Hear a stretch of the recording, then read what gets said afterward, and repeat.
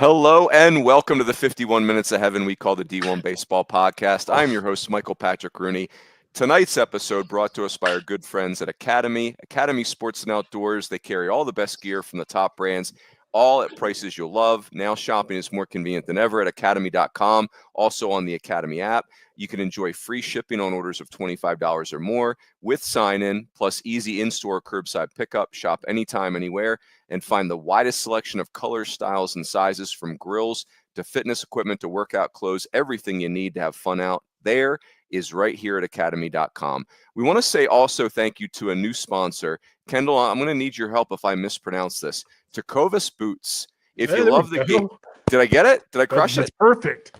Yes, boom. Based out of the beautiful state of Texas. Of course, there you go. The cornerstone of the station. As many are saying about Tecovas Boots, Kendall, if you love the game, you know that smell, the one that brings you right back. Fresh cut grass, a broken-in glove made with real leather. That's exactly what you get with Tecovas Boots. They're made for baseball people, whether you've been wearing boots your whole life or picking up your first pair. Looking at you, Aaron Matthew Fitt.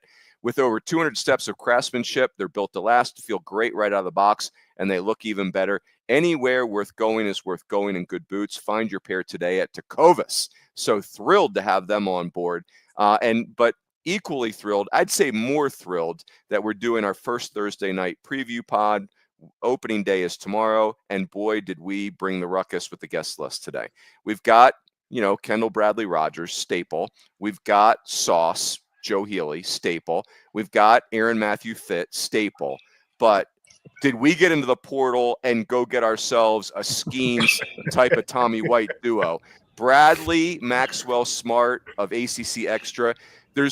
Bradley, I'm going to come to you in a second, Jack. Bradley, there's been many are saying that you're cranking out so much material. You're actually a cyborg. You're not even a human. Comment. Bradley also gets the award for best mustache on the D1Baseball staff. I mean, that is plus. That is plus 80 grade across the board. Yes.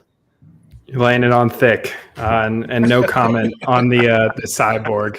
Well, it was really tough to get you out of the transfer portal, so you're used to it. Amen. Yeah, all kidding aside, Bradley is crushing it at ACC Extra right now, so thrilled about that.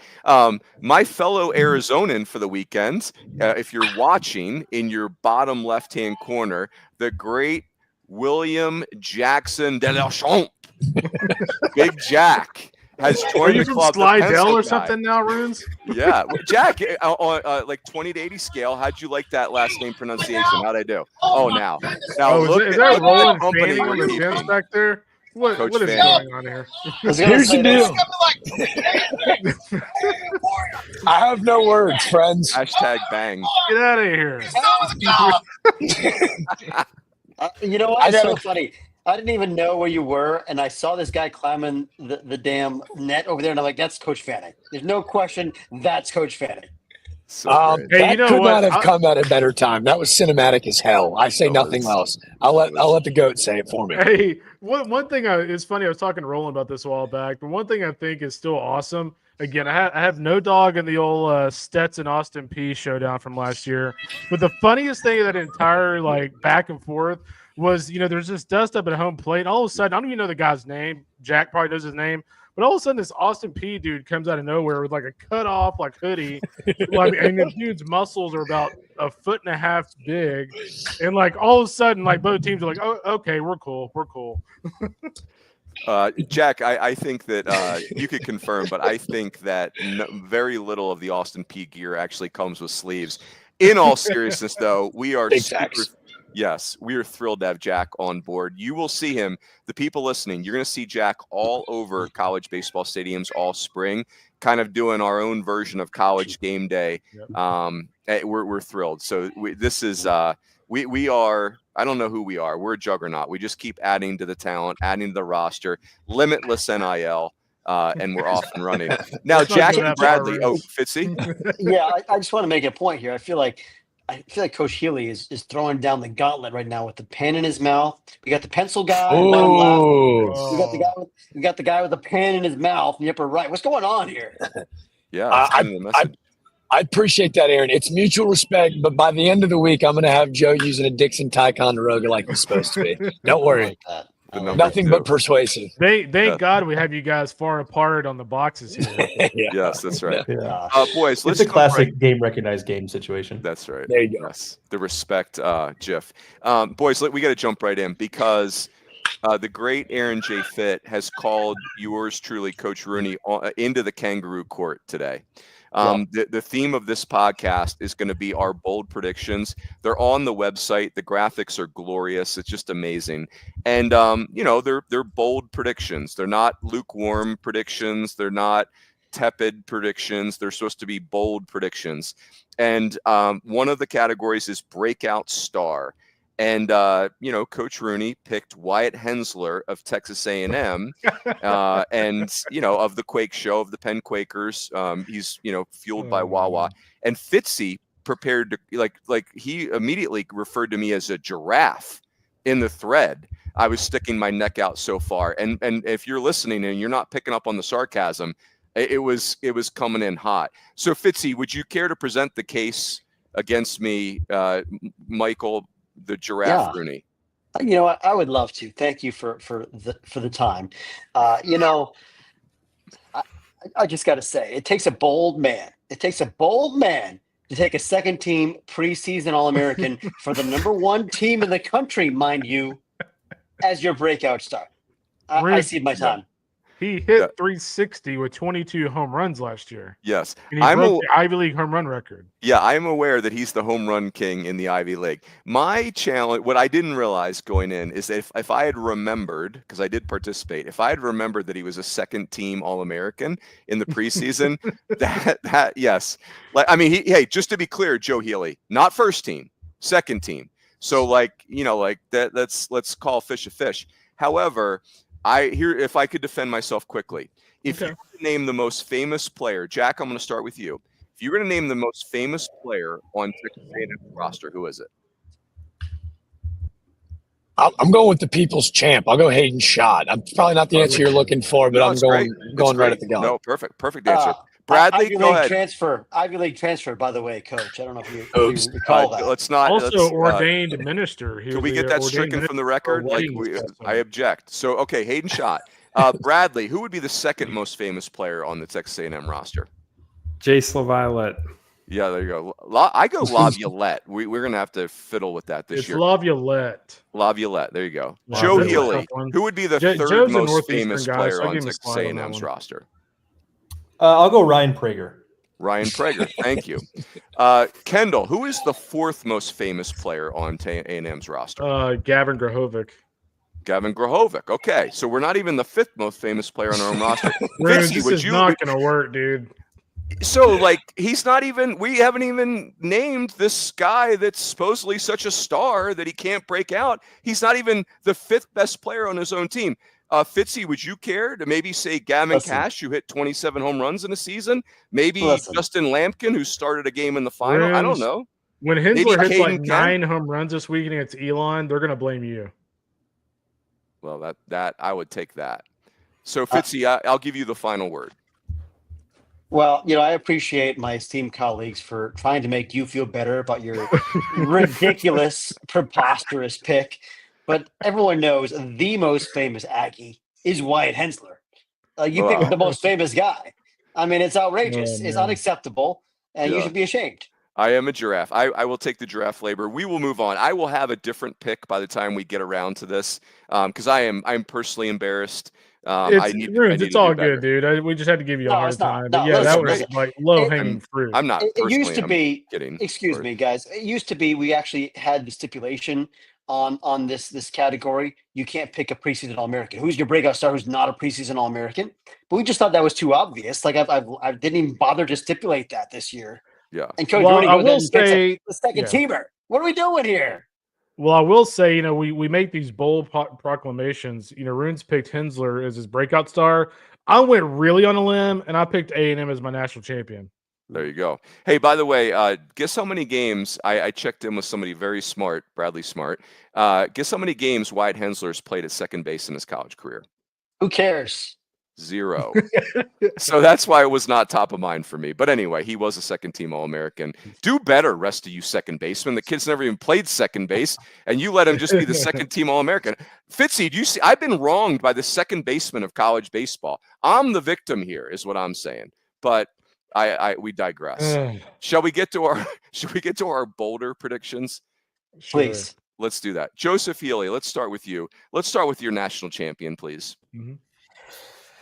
Well, boring as it may be, I'm gonna go A&M because frankly, if we think that's the best team in the country and we have them ranked number 1, why would we pick someone else? Like I would like that to be answered, frankly. Just a thought. But yeah, I mean the number 1. It's like to me, it's the only roster that you don't immediately look at and find holes in it, right? Anything could happen, but it's just it feels like far and away the best roster in college baseball, and we have number 1 for a reason. So it seems like an easy decision to make. I like the way Joe kind of set a trap for me too, because I didn't pick A&M. He's already making me feel make my question myself. Bradley, please tell me you didn't pick A&M. I did not pick A&M. Oh, thank you. I think Virginia has got a pretty good chance at it this year. Obviously, the SEC's won quite a few in a row. I think with them, it's just when you look at this lineup, there's just not a lot of holes. And it's when we did our preseason player rankings, it's like every single guy out there is in the rankings and pretty high up there. And then when you can run out, Evan Blanco, Jay Wolfolk, guy like Bryson Moore, I think they've got all the pieces. And I think there's experience. And obviously a great coach who's been there and won it before. So I think they've got a good shot at it this year.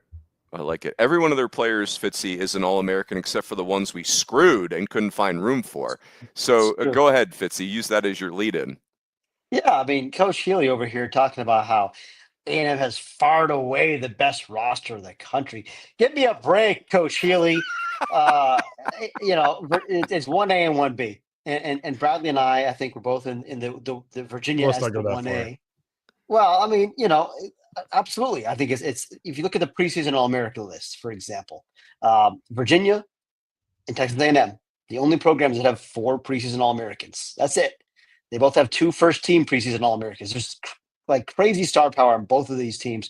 There is no hole that you can poke in either one of these teams. I think they're the 2 best rosters in the country heading into the season. You can make a case for either one of them, but to say A&M is far and away the best team in the country, give me a break. Come on. Virginia's loaded, guys. They were in Omaha the last 2 years. They've got a ton back, and they're just ridiculously good. And they got 4 preseason All-Americans. That didn't even include, Harrison Didewick and Henry Ford, who very well could have been preseason All-Americans. They could have had 6 very easily.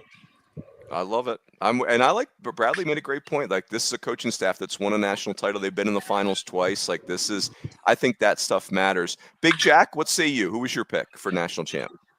It's only been 15 minutes, but I'm already seeing the trends. The ACC guys standing together. Well done, gentlemen. Anything for the brand. I'm not going to lie. I feel like I've picked 7 different teams in the last 24 hours, but all of them have been very true to the fact that I want chaos. So if it's not going to be Texas and Texas A&M playing for the College World Series final, because it's too easy. The script writers already planned that out. I want Clemson. I want mayhem. I think Cam Canarella is the most exciting player in baseball and experienced maybe the most exciting 5 minutes that any baseball player in the history of the sport experienced last year in the Super Regional with the catch up against the wall, the game time homer. Coach Bakich leaning into the Savannah Banana mayhem this fall. To me, it shows trying to almost beat the curve. So they're trending in the right direction. I think they're going to be a lot better on the mound this year, but it really just boils down to the fact that I want mayhem. So if we can get the Bananas in a social media POV of them marching their way into Omaha, fire me the hell up. I'm all in. Can you imagine? Oh my gosh, that's a great call. My brain didn't even think that Texas A&M in the finals was possible, but boy, that would. Just for the sake of my text message chains, can that not happen, please? Oh, it's done. Yeah, no, that's already happening. You just told me to pick one team, that's so right. if I had I'll take it. It's great for the brand. Go ahead, KR. Who do you like? I picked A&M. 2 things about A&M. I think I would have a little bit less conviction if they hadn't played for the national championship last year. I think getting as close as they did, let's not forget, this is a team that was literally a hit or two away, a slide at home plate potentially away from winning the national championship. They didn't have one of the top 5 players in college baseball in Brady Montgomery, and they didn't have their Saturday starter in Shane Sadeo. And so, granted, those guys are still gone this year, but the fact that they were that close, given those injuries, tells me a lot about this team. I think, getting that close going to the season, I think they'll know what it takes to kind of finish the job. And I think the other caveat here is whether, let's just go ahead and say it, like Mike Early is coaching this year with a chip on his shoulder. This is a guy that, plenty of outsiders think that, well, he's a new coach, this was Schloss's team. This is a guy that feels like he has something to prove. And I think when you combine a veteran team like A&M that was just on the doorstep of a title, along with a guy who thinks he has everything to prove, that's a dangerous combo, man. Yeah, they are. Man, I mean, they're the number one for a reason. Hey, I'm going to give you guys Arkansas. I won't belabor the point. Yeah. I think the rumors, Fitzy, watch this turn of phrase I'm about to drop on you. I think the rumors of Arkansas's demise are greatly exaggerated. I mean, they've been hosting regionals for a reason. They've been to Omaha in the last few minutes. And I just think their club is way better this year. They're more offensive. I like everything about Arkansas. They're going to pitch at a very high level. And I just think their position player group is like way, way better than last year's, no offense. So I'm going with the Hogs. There's a little bit of a sentimental pick there. I just think Dave Van Horn has got to win a national title at some point. Now, I get it. That doesn't mean anything because 11 never won one. So go ahead, Fitzy. I have 2 questions. Yes. Number one, for you, Coach Rooney, are you going to just pander to Arkansas fans every year? Like, is that just gonna be what I'll have you know, I picked Tennessee last year. Okay. All right. I'm one for my last one. I did. Yeah. Oh, okay. Well, yeah. I'm not done pandering to Arkansas, by the way. You only did that though to atone for the constant comments about the little league field that they played in. Oh God! I had forgotten. Lindsey Williamsport Stadium. I know. I lost a day of my life over that one. Vols Twitter would never take things that too serious. Oh my gosh! My second question is for Kendall Rogers, though. I mean, he mentions Coach Early, chip on his shoulder, and all that. I have a question for you, Kendall. Who was the last first-year head coach to win a national championship? It'll be Mike Early. It would be Mike Early. In fact, if in fact it happens. Notice I said will. I'm just saying it would be a first. And so but how often has this situation occurred? I mean, there've been a lot of first-year head coaches over the years that has taken over a team that played for a national championship. A lot of whom have been very accomplished. I think it's a fascinating storyline. Obviously, we all agree A&M is one of the best teams in the country. I just think it's going to be interesting. It's a hell of a for sure. I mean, here's the thing. As a head coach, that's for sure. Yeah, no doubt. And here's the thing too. I'm not going to sit here and just say that he's going to be the best manager imaginable, because here's the thing. I mean, we don't know. The one caveat I have with A&M is if they're playing LSU in Omaha, 7-7 game, the 9th inning. Like what kind of buttons is he pushing from a management standpoint of that bullpen? So that's the one question I have with A&M, and we'll find out, I think, pretty quick in the first month and a half of the season what kind of manager is he going to be. Is he going to be a quick trigger guy, or is he going to kind of be a let him work out of it kind of guy? We'll find out. Should be fun. Joseph Healy, take us to non-top 25 sleeper. So we have 2 sleepers, non-top 25 sleeper first, and then we'll come back around to non-field of 64 sleeper. Who are you going for non-top 25 sleeper, Coach Healy? I've got Arizona State, forks up. Runes in part kind of sold me on this a little bit. You've had kind of been enthusiastic about some of the roster there. I like what they did in the transfer portal. A little bit, some guys who are maybe a little bit under the radar. They're not necessarily shopping in the luxury aisles of the transfer portal, if you will, but I think they've got a lot of guys who I think are good fits for what they're trying to do there. This is also just maybe a little bit of a bet on like the karmic gods of college baseball, maybe blessing Arizona State after they announced they're going to go to 34 scholarships and invest in the program again. And I think anybody who loves college baseball would love Arizona State to be Arizona State again. and that's a big step in that direction. So there's a little bit of this that's like, hey, I just kind of hope the college baseball gods reward Arizona State for making a move like that. I love that. Bradley, what say you? Not in top 25 sleeper. Yeah, and I'll stick with the Pac-12 with Stanford. I think that's a team that has just such a high ceiling, and obviously the sleeper side of it is they did not have a good year last year. 11 games under 500. But when you have a rotation like that, it's kind of easy to say, okay, they can kind of take you through some of the challenging conference weekends. You have Matt Scott, Christian Lim, Joey Volchko, and then obviously Rentaro is the name everyone talks about on the offensive side of things, but there's some really good experienced pieces there too. Like, you got your Charlie Somm, Court McDonald, Brady Reynolds. I think the ceiling's really high, and if the pitching kind of gels and performs to what they can, I think this is a team that could do pretty well in their first year on the road in the ACC. I'm going to save my thought on Rentaro because I think somebody picked him for Fresh Frosh of the Year, so we'll save that conversation for then. But I love that pick, Bradley. Fitzy, what say you? Well, I'm almost annoyed that I have to mention this team as a non-top 25 sleeper because they shouldn't be. I mean, they've been in the Super Regional 2 of the last 3 years. They have a lot back. They're old. They should be a top 25 team. But, your man Fitt doesn't always win these debates. So I'm going to throw all the rest of you chokers under the bus and say you guys blew it when you didn't rank UConn. UConn should be a top 25 team. They're exceptionally accomplished. I mean, you've got Ian Cook, the Big East pitcher of the year, back. You've got Gabe Van Eman, who's just a fantastic lefty that really came on late, especially in the postseason. Was great on the Cape.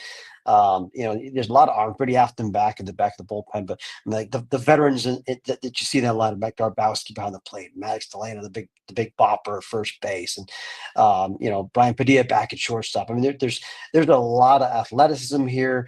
There's grit. It's just a bunch of winners. You guys don't respect the Northeast, and it's disgraceful, and I'm going to hold you all to account. Fitzy, that's not how I remember it all. I remember all of us being all in on UConn and you making a comment like, we can't do that. Connecticut's just a lesser version of Massachusetts. Did I mishear that? Yeah. Listen, it is true. The nutmeg state ain't no Bay State. We all know that.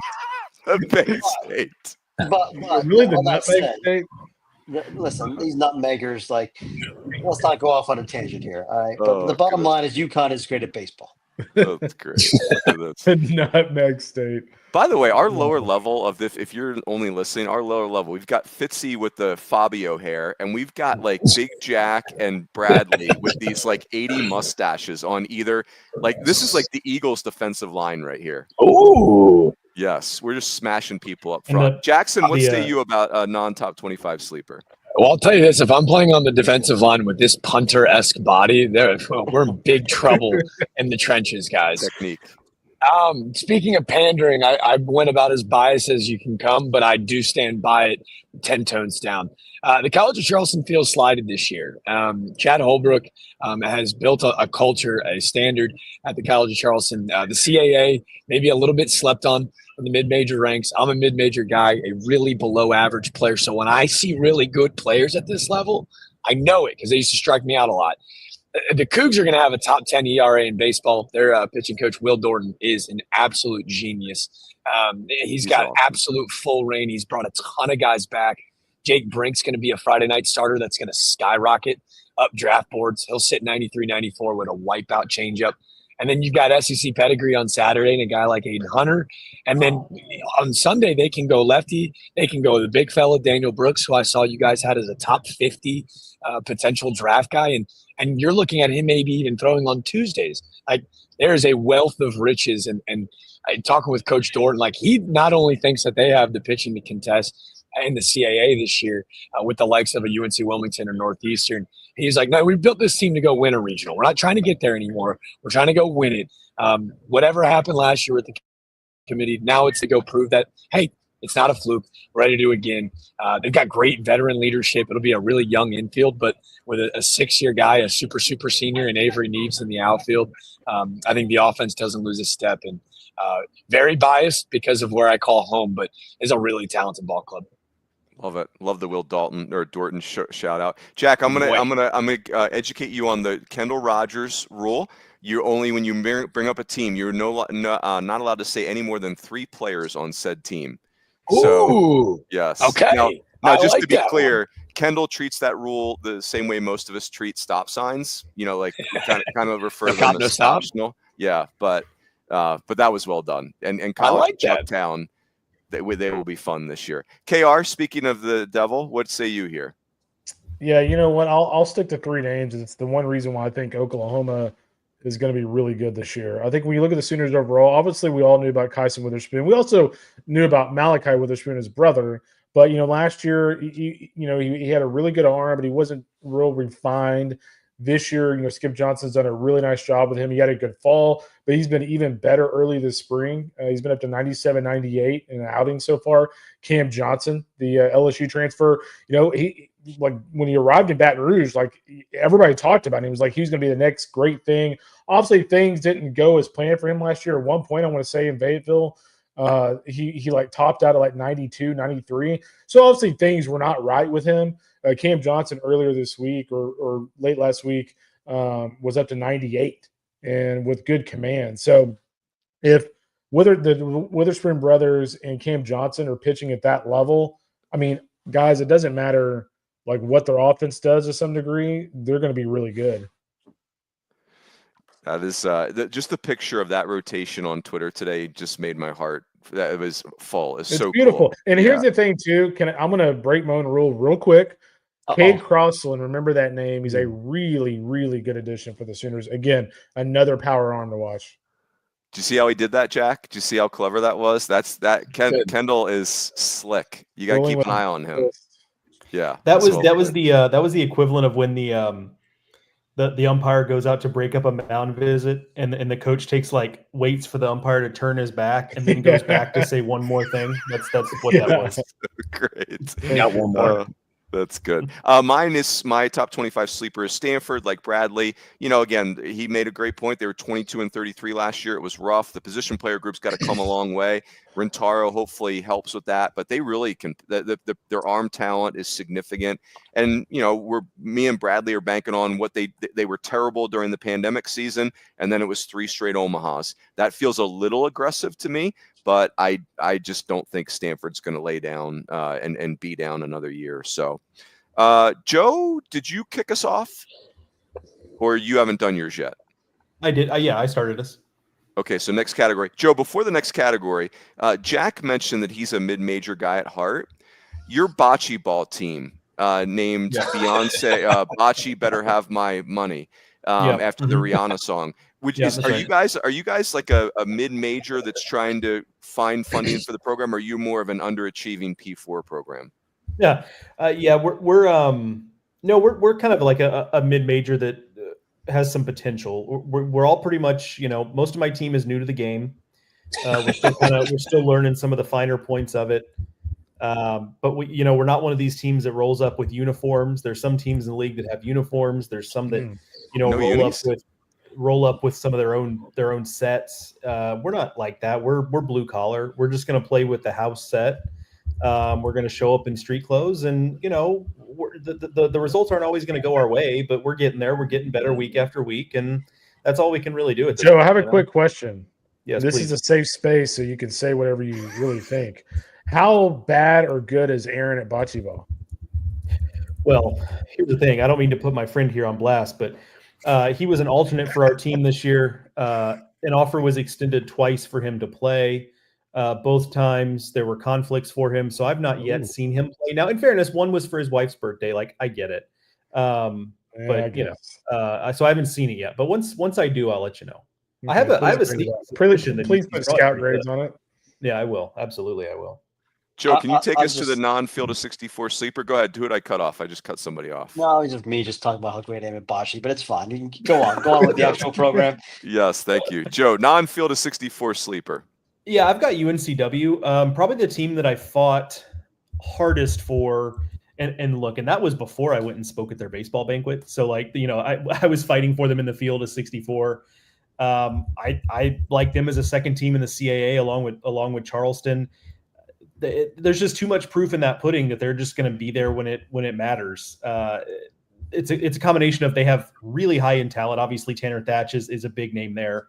But they recruit well too. Freshman Cam Bagwell is a really exciting right-hander who, if he doesn't necessarily have a big role from the jump this year, I think by the end of the year, he's going to be a big part of things. And then they kind of fill in the roster with just really nice college players. I mean, the history of UNCW is filled with guys like, yes, they have some pros. They have Ryan Jeffers, et cetera, et cetera. But in between that, they just have a lot of really productive college players that are just, for whatever reason, they weren't recruited into the ACC or SEC, whether they're undersized or it's not the best body or they're not the most athletic, whatever it is, but they are really productive college players. And UNCW just does such a good job sniffing those guys out, and, they just win every year. So I feel pretty good about them being a field of 64 team when it's all said and done. Love it. Bradley? Yeah, and I'm sticking with the ACC here. I've got Virginia Tech. I mean, we have 10 ACC teams in our preseason field of 64. Virginia Tech's probably that 11th one. And with them, you have legitimate ace in Brett Renfro. You have the returning batting average leader in the ACC in Ben Watson. You've got Garrett Michelle back. I just feel like with the last 2 years after that super regional run, they just couldn't quite get to the finish line, back-to-back years where May was just a nightmare for them in conference play. And I think this year, John Sheff really likes his staff, thinks they got more depth there. And I think they're going to be able to run through that finish line this year and then return to the tournament. That's a good call.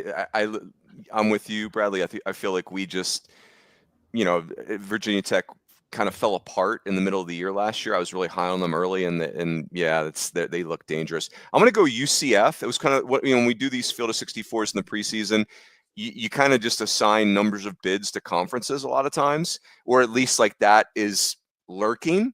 And we were stuck at 7 in the Big 12, and UCF's kind of like in that 7, 8, 9 range. I think the middle of that league's really hard to figure out. I also think Rich Wallace, we've talked about UCF being a sleeper program, like a sleeping giant, so long that it's like you can't even say it out loud anymore because we said it so many times and it didn't happen. But I really do feel like that's what's happening now. Like, this coaching staff really has a great recruiting plan. They're getting all the right transfers. They're hanging around getting those Florida kids that don't get a great opportunity, maybe at a bigger school. And they were regional finalists last year. Like, they were the regional finalists in Tallahassee, not Alabama, not Stetson. So I will not at all be surprised if UCF is in the NCAA tournament at the end of the way this thing goes. By the way, did I just reverse the order there? Did I just go counterclockwise? Uno reverse. Oh no, I did a diagonal. So Fitzy, I'm coming to you. We're going tic-tac-toe now. Just utterly disrespectful. It's fine. Chaos. Jack sold me on chaos. It's the best. I will say this. I like all of the picks already mentioned. I'm in on all those teams. It feels like there should be at least 68 spots that we can, because we don't have enough. There are way more teams we like than we have room for. This happens every year. All those teams feel like regional caliber teams, and so does my pick, the Ole Miss Rebels. Ooh. Nobody's given Ole Miss enough respect. I understand that they have struggled the last couple of years, but again, I've talked about this repeatedly in the podcast. People forget just how good my guy Hunter Elliott is. I mean, he was. I just think having him back is such an enormous difference maker. He missed the last 2 years. He had the Tommy John surgery, and it was a weird timing. And then he had a setback, and it kind of cost him 2 years. He's back. He's better than ever. He was great in the fall, better than ever. The velocity's up. He's got that elite changeup. His slider's better. I mean, this is an elite lefty, guys. That was a workhorse for a national championship team. I mean, a co-ace, you could call him, as a freshman. And he's back. And like, that guy's going to eat up 90 innings for you, makes your whole staff that much better. And then, it's not like they've got nobody behind them. I mean, you've got Riley Maddox and Mason Nichols. You got a lot of veteran guys who have both experience and stuff. That trio for me is the number one reason I'm bullish on Ole Miss. I'm not going to violate the Rogers rule and give you any more names, but I like their team as a whole. But those three guys are the biggest reason. Love it. Kendall, you go, and then Jack. Yeah, I mean, Fitt went through all the reasons. I took Ole Miss as well. Remember the name Judd Odemark had a really good fall for them. He's a really good breakout candidate. You look at Mitchell Sanford, was a really talented guy, hit for a lot of power at UNO last year.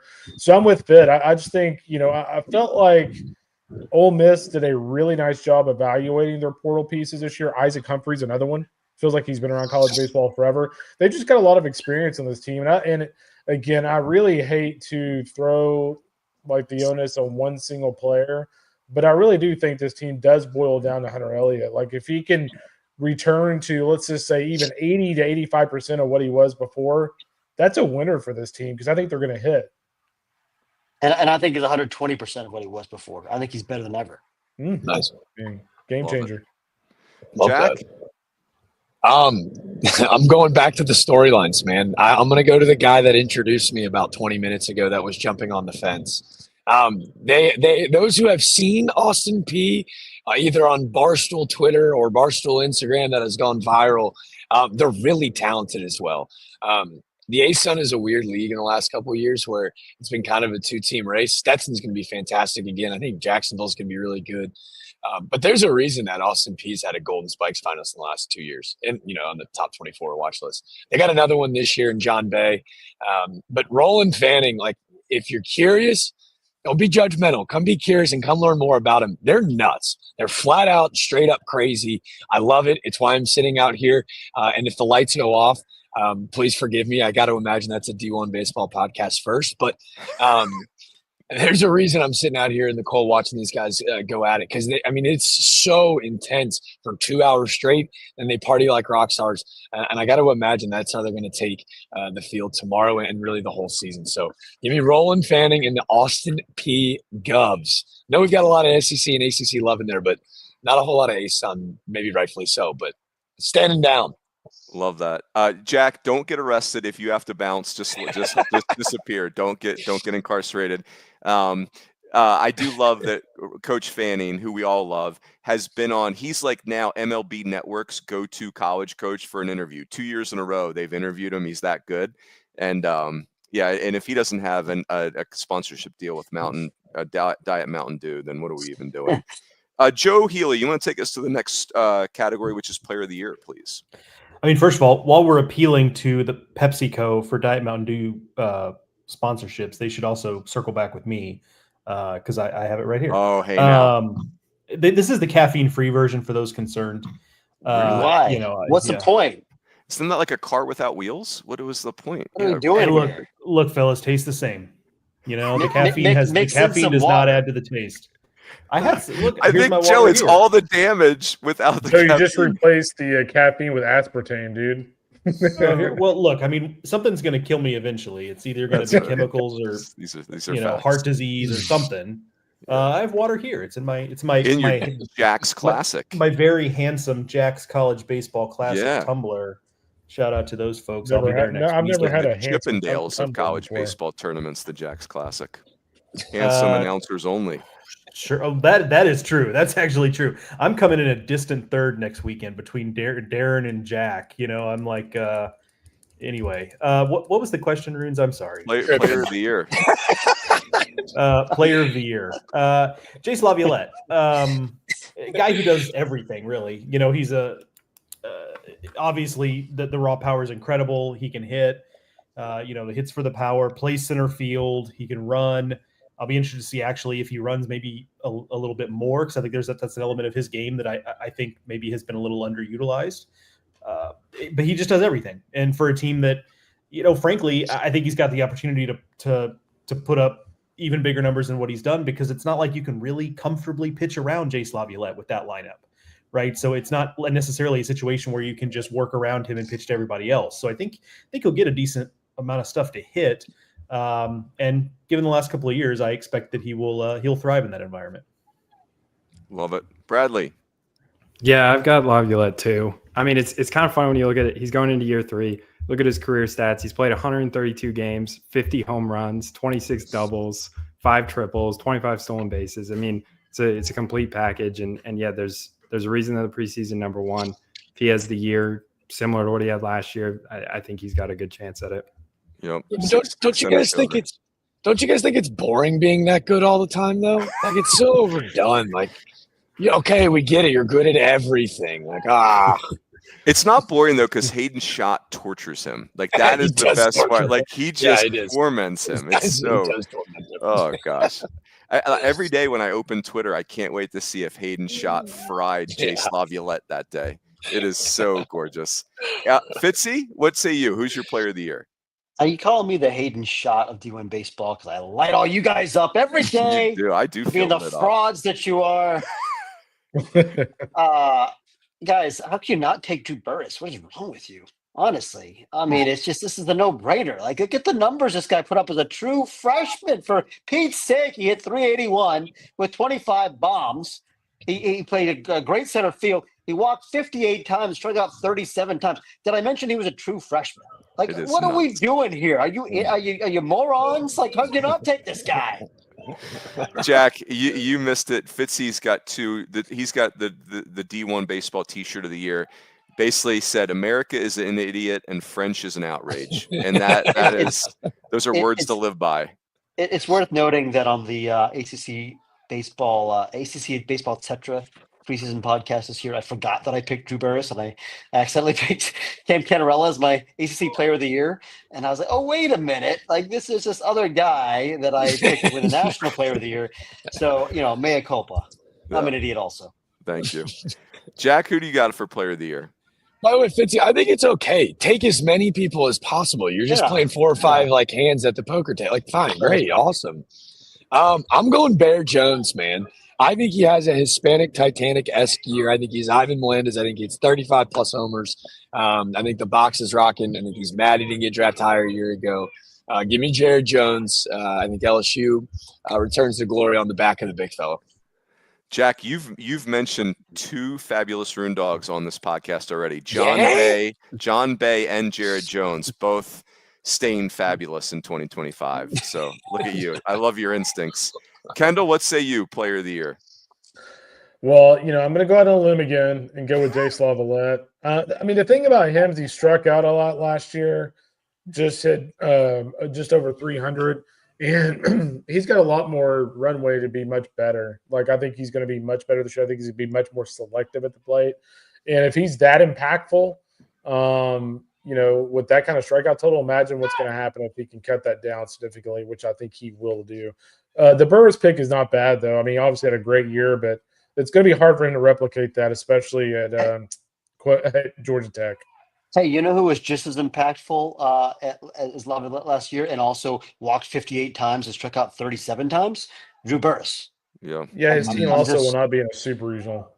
Well, we'll see. It is crazy that was his freshman year. That's bonkers. And I'm going to go Cam Canarella to wrap it up. Just, like Jack mentioned it, the Willie Mays catch. It almost makes people forget about the game-tying home run. Like he was how good he was in that game versus Tennessee as a freshman before he got ejected. And, like even in the regional when things started to get a little nervy, he kind of just said, okay, we're done here. And I just think Cam Canarella is not going to let Clemson not go to Omaha this year. I know that's too much to put on one person, but he's just, man, he's that player. So there you go. Joseph, take us to Pitcher of the Year, please. I went Tyler Brimner. He's right up there in terms of just raw talent. He's right up there with Jamie Arnold. Ryan Prager's probably in this discussion, but I go with Brimner a little bit because I think there's some element of, Arnold's going to pitch in a league with the ACC that's just got a lot of dangerous teams in it. I think there's a scenario where, fair or not, Brimner pitching in the Big West, which is a pitcher's league with a bunch of pitchers' ballparks, and oh, by the way, he's a supremely talented pitcher, might just put up numbers that are totally undeniable in the end, like just totally blow you away kind of numbers. Whereas I think it's expected, as good as Jamie Arnold is, that perhaps there's a week or two where one of these really good offenses in the ACC gets to him, and maybe it ends up being a toss-up in the end. But again, Brimner's numbers are just above and beyond. So I think there's a handful of great choices here. No wrong choices between Brimner and Arnold, certainly, but I went Brimner. Or they could both be wrong choices, but I will hold that for a second. Maxwell, what say you? Yeah, so I went Arnold. I think that's a fair point. The ACC is certainly tougher week in, week out in terms of the hitters you're going to face. But I think Arnold, obviously last year, cruised through it, 105 innings, 159 strikeouts, only 26 walks. Worked on developing his changeup this offseason. All the reports, this preseason have been, he's got good feel for it. This is going to pair really nicely with that fastball and that wipeout slider. So I think he maybe doesn't replicate those numbers from last year. I mean, they're pretty gaudy, but I think he's got a good chance of doing it again. If his changeup is real, that's almost unfair. Fitzy, what say you? Who do you got for Chucker of the Year? Yeah, Jamie Arnold. He's the best guy. Period. Done. No, I mean, honestly, like it's Chris Sale. It's just like, I remember seeing Chris Sale at Florida Gulf Coast when I saw him at a road game at Campbell, obviously the Cape as well, but like, it's the same look, man. It was so overpowering. And Sale was fastball slider, and you throw a changeup in that mix too, like a filthy changeup. He was already awesome. Like, come on. I mean, like it's a no-brainer. It's just an elite fastball. That slot is so hard. He's ridiculous. Jamie, the compliment I would give Jamie Arnold is if you're game planning for him, as the head coach, you're having a hard conversation with your worst 3 hitters because you're saying, guys, you're taking 3 strikes every at bat tonight. You're not swinging because we need you to drive his pitch count up. And I'm so sorry. If you have family at the game tonight, I'm really, really sorry. But and if you could wear a couple of them, do that too, but you're not swinging. So not saying I would do that, Jack, but I'm just telling you that if you told me that, Coach, I'd rather strike out than get hit by a pitch. So I'd rather see the 3 than wear 98 to the rib cage. If that it would hurt. It would definitely hurt. Who do you got for Pitcher of the Year, Jackson? All right, as an aspiring broadcaster, I don't want to mess up the pronunciation. I'm brain farting. ACC friends, Jason DeCaro. Care. Like Caro. Okay, right? So I had it right the first time. Right? That's Caro? what do you got? Yeah. Joe's good at pronunciations. What do you got, Joe? What we got, boys? I need help. DeCaro. I would have gone Jason DeCaro. Yeah. Okay, it's DeCaro. Okay, cool. All right, well, big league pedigree. Yeah, I think he takes the next step, man. He was so much fun to watch throw. It just felt like he loved the moment. And I think North Carolina is going to be – I think you lose a lot of fun pieces, but I think he kind of like headlines that group back. So give me Jason DeCaro, Pitcher of the Year. Kendall. Yeah, I like that pick by Jack. I mean, I'm not going to go into it anymore. I went Jamie Arnold. I mean, he was unbelievable last year. He's the best pitcher in college baseball. I don't expect that to stop anytime soon. Love it. I'm going Gabe Gackle. He's from California. He's 6 foot. He, as our friend Coach Farron would say, he's got the red posterior. All 6 foot righties have the red posterior. He's up to, 98, 99. He's pitchable. Like he's going from closer to Friday night guy. I think he's going to be phenomenal. I love that combination of pitchability stuff and chip on your shoulder. Count me in on that. And spins the hell out of it. God, yes. I mean, his breaking ball is ridiculous. Love it. Joseph, Freshman of the Year. I went Rentaro, mostly because wouldn't that be fun if like he just turns out to be like every bit as good as we imagine that he can be in our mind's eye, in our imaginations. Shameless plug, go check out the Rentaro podcast hosted by our good friend Darren Vaught. It is a fantastic supplement to the start of the season. But yeah, I just think it'd be a lot of fun. And everything about him suggests that like the dude's legit. So I don't think this is necessarily just wish casting. I think he's got a real shot to be a super impactful guy right away. And so Rentaro it is for me. Love it. Bradley. Yeah, and I think Joe said that well. I also picked Rentaro, and we got a glimpse of him on the the summer circuit. Some growing pains there, but I think the power is legit. And yeah, another plug for Darren Vaught's fantastic podcast. Yeah, so good. Fitzy, what say you? Yeah, I would like to comp our man Rentaro to another former Stanford tree that you might have heard of, a guy by the name of Eldridge Tiger Woods, who showed up with some hype and lived up to the hype. That's what I'm expecting. Listen, no pressure, Rentaro. You're Tiger Woods. You're Bryce Harper. You're Bryce Harper at the age of 16 was the cover of Sports Illustrated as the chosen one. Yeah. That's what we're dealing with here. Like that's the level of expectations. But like LeBron James, Tiger, Brizzle, Bryce Harper, like these are the kind of dudes we're talking about. Those guys don't fail. Yeah. I mean, like, show me one with that level of hype that has failed. Not going to happen. He's a dude. He's the dude, and he's going to be the truth. That is awesome. I don't like a aggressive comp. I love an aggressive comp, and that is amazing. So Omaha this year will be like the '97 Masters, is what I feel like Fitzy's saying. Rentaro is going to win by 8 strokes. I'm just telling you right now. Love it. Jackson, who'd you go with? Well, in the same breath, I think a lot of people in the Sun Belt are saying LeBron, Brady, Gretzky, and Jimmy Janicki down at Troy. Yeah, that's it. People are starting to murmur that the young man playing the hot corner's got that kind of praise too. Jimmy Janicki, I think Troy's going to be really good this year. You guys obviously have him in the top 25. I think he's got the ability to hit behind a lot of really stud hitters. That'll allow him to fill into those lofty expectations that I just placed upon his big shoulders. So give me Jimmy Janicki. Troy's going to be awesome this year. How about going from Chicago to Troy, Alabama? How great is that? By the way, Paige Powell in the comments says, I like that mustache guy. And Joe Healy, you should accept that compliment. That's wonderful that she noticed. Joe's mustache is a little bit more demure than some of the others, but very good. And we appreciate that, Paige. Kendall, who do you have here? I'm going to go with my man Rentaro, who's 6 foot, 275 pounds, and absolutely rakes. I mean, my thing is this: is if he's a historic Japanese high school player that could have easily just jumped right in their league and killed it, he's going to be really good in college baseball. So if that's who he is, he'll be the freshman of the year. Yep. You know what was a great part of the podcast? I'll do the plug for Rentaro is I looked at his stats from the draft league when he played for Trenton, and they weren't actually great. You know, it was like 4 home runs in 26 games and a 783 OPS, and it was fine. It was actually almost as many walks as strikeouts. That was impressive. He hit 221. And I was like, that's concerning. But, you know, of course, he's in a new country, doesn't speak the language, all that stuff.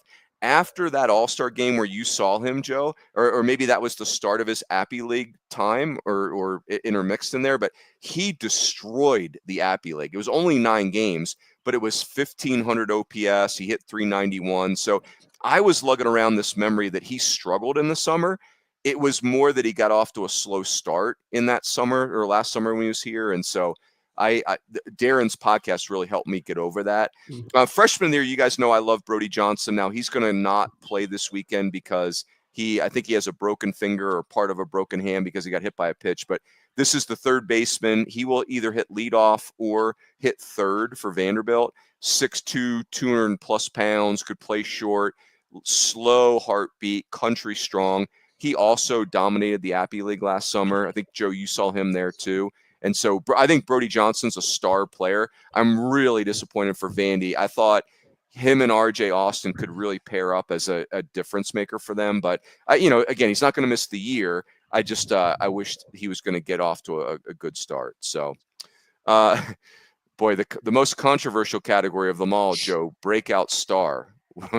Please guide us carefully here. First of all, I thought a lot about the opening debate that Runes you had with all of our esteemed colleagues, and I'm ruling in favor of Runes. Oh, that's all there is to it. Wow. I'll hear no more about it. I needed one juror, and I'm done. Thank you. Yeah, I just had to impact one juror. That's the end of the discussion. Like, I think it's Jerry Seinfeld that does a bit about how, like, if you're talking with someone on the street corner and they're smoking a cigarette, if they throw the cigarette on the pavement and then like snuff it out, that's the end of the conversation. And so I just metaphorically snuffed out my cigarette on the pavement on that discussion. Yes. Runes is right to pick Wyatt Hensler. I picked Zane Adams, as did my colleague at SEC Extra, Mark Etheridge. For one, I just was really impressed by what he did last year. I mean, he got thrown into a situation where they were like, all right, kid, like, we got injuries, go out there and do what you can. And he really acquitted himself pretty nicely as a weekend guy for them in a tough spot. And then there's been a jump in the fall, in the preseason. The stuff was already good. He's added a cutter to it. I think it's going to be a useful pitch. Everything about what I'm hearing coming out of Tuscaloosa is really, really positive about his 2025 season. So it's funny that Mark and I had the same thought process there, but I think it's well warranted based on what we've heard over the last several weeks and months. Love it. Maxwell Smart. Yeah, I went with the guy that had 6 plate appearances last year, and not someone with 50 plus career home runs. So Shots fired. I've got Duke's Sam Harris. It's one of those names that this time of year you always start hearing like a bunch of different people who've talked to different coaches. They're all talking about someone, and I think at Duke that's Sam Harris, and he had a really big year in the Northwoods League, and I like to see guys that don't have many at bats. They go to summer leagues. They get sometimes the equivalent of a college season when you're up in the Northwoods League, and he had a really good summer there. By all accounts, had a really good fall, was one of Duke's best hitters. And that's a lineup where if you can just slot in, there's just so much talent in there that I think he's going to have a really big year for them. All right, Fitzy, before Rest you assured, go, Runes, I placed Bradley Smart in contempt of court. Yes, that's right. Like this for whole his court's outburst. out of order. I was just going to say, like, the words of the day for this podcast, so the words of the pod so far, metaphorically, that Joe just dropped on us, and then Jack just throwing a simple word, chaos, in there. I'm all in on that. But that was the play of the day, Bradley, right there. What you just did to me. I'm not going to sit here and pick a guy with 50 home runs. Yeah, that's not lost on the jury, and well played. Well played. Enjoy your night in the slammer. Fitzy, go care to comment? I love the Sam Harris pick. I Yes. mean, guy just left off the field for me in the fall when I saw Duke a couple times. Just really, really physical, athletic. It's his time.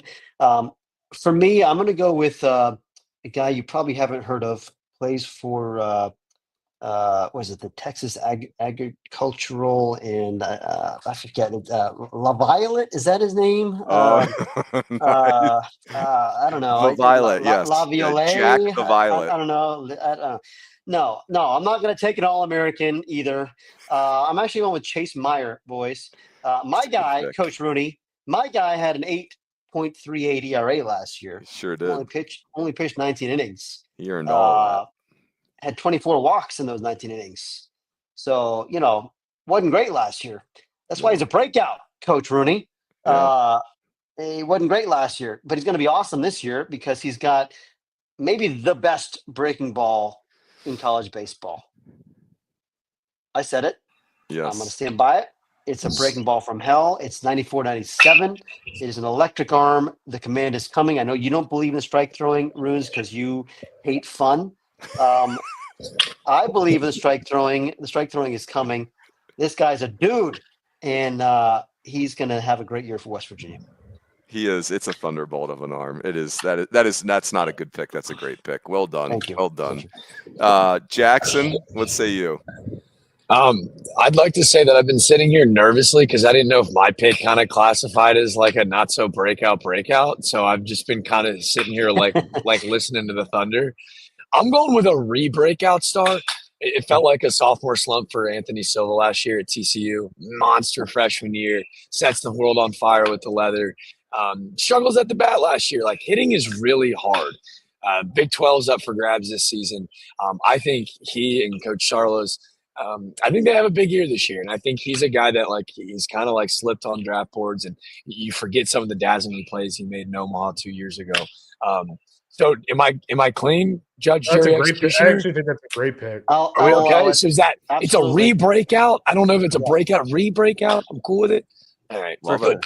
Tony good there. Silva. Great name too. Kendall, what do you got?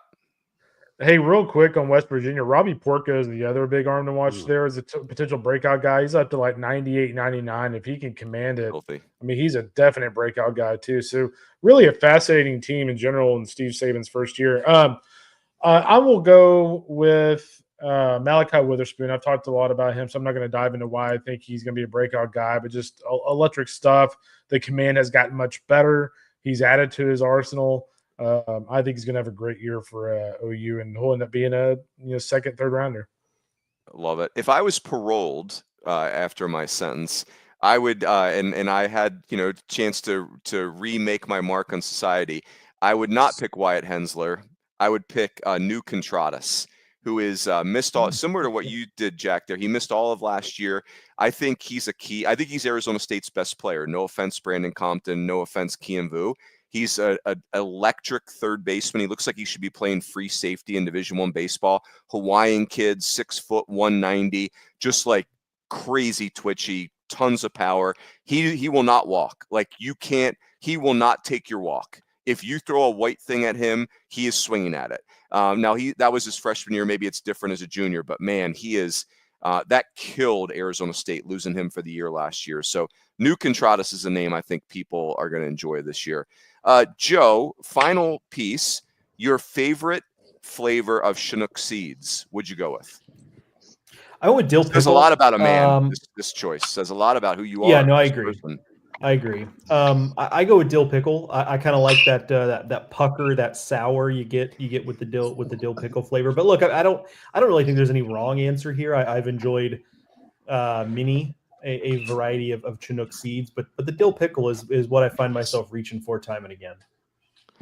I like it. It shows courage that you would try that. I feel like my answer is going to be wrong. Bradley, what say you? What's your flavor?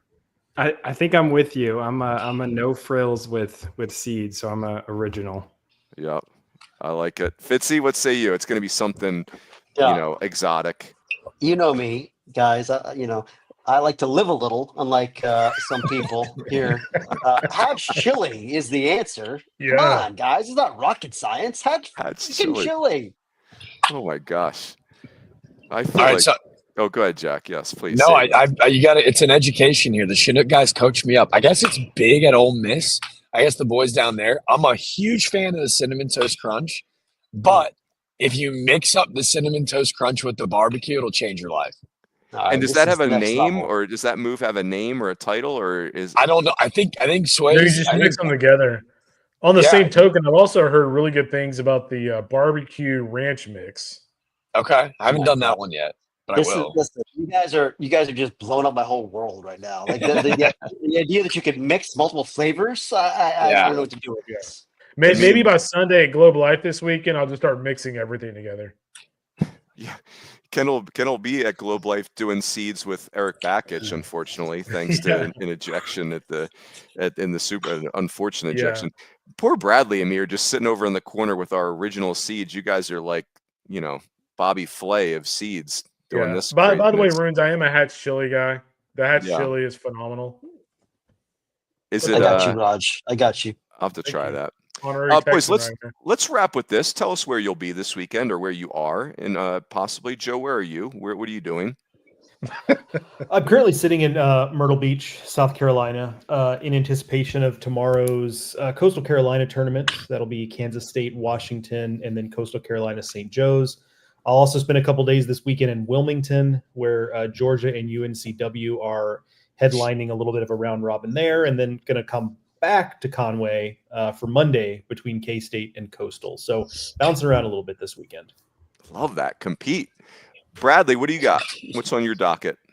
Yeah, I'm taking the eye in the sky approach. I'm in Philadelphia this weekend. Bad weather in some of the places I was thinking about. So yeah, Command Center it is. Somebody's got to do it, because you see so much more when you're. Yeah, we always want to have at least one person in the Command Center. That's good. Fitzy, where speaking of exotic. Yeah, I'm here in Ponce at the moment, Puerto Rico. We've got UVA Michigan kicking it off tomorrow here in Ponce. Villanova and Rice is the night camp, I believe. Jose Cruz Jr. And then I'm going to head to Caguas for the next 2 days. We've got Penn State, Stetson, Missouri, and UConn. So we've got really 5 teams currently projected in our Field 64 out of the 8 down here in Puerto Rico at the Puerto Rico Challenge this week. So kind of a fun weekend. A little windy, I feel for you guys. Our weather here, though, not great. We've got some wind. 80s, but windy. So not a deal. Low 80s and windy. I mean, just be careful down there, Fitzy. Sounds terrible.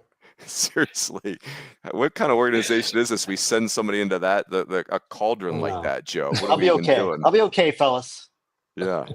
Aren't there labor laws around here? Jack, tell us about what you and I and Coach Farron and Jordan Schusterman, all of our friends. We're going to see so many friends this weekend. I'm just trying to be like you guys, man. The great state of Arizona. I saw a mountain for the first time in my life today. That was pretty exciting. UC Irvine standing behind me right now. If you guys didn't know, the tweener stirrup looks as sexy as ever. We'll be in Arizona all weekend, ready to rock and roll. So good. KR, you're going to be in the Rogers suite, correct?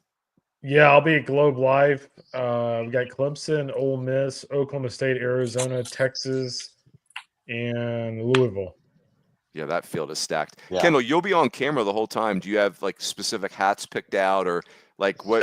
No, I'm just trying to figure out what point of the tournament that somebody's going to text me and go, "Hey, dude, you're asleep on air." Yeah, don't do that. It always happens. It's got to happen. Martha will be getting after it. Jack kind of played it low. Like this Arizona deal is awesome. So a couple of days, I'm going to sneak out to surprise and see Oregon State. I'm going to miss Indiana, which stinks, but we'll see Irvine. We'll see Vandy. We'll see Nebraska. We'll see Grand Canyon on MLB Network Friday night, tomorrow night. Grand Canyon will host Vandy, and I promise you it will be electric. They hosted Tennessee a couple years ago. And Jacob Wilson helped Grand Canyon beat Tennessee the year after that Magic team. So it'll be freaking awesome. So good. Good. Gentlemen, I think we should wrap it there. We good? Well done, Jack, Bradley. Enjoyed it. Listen, hats off. What a debut for these fine gentlemen. What a staff we got here. Look at this six box, this kickoff the year. You kidding me? Come on. Let's go. Six pack. Very good. Hey, everybody, enjoy opening weekends. For all those who celebrate, enjoy your opening weekend. We are back in our Monday, Thursday podcast routine, a wrap up of the weekend, and then a preview. And that is it. Everyone, we are blessed. College baseball is back, baby. That's it. We will catch you next time on the D1 Baseball Podcast.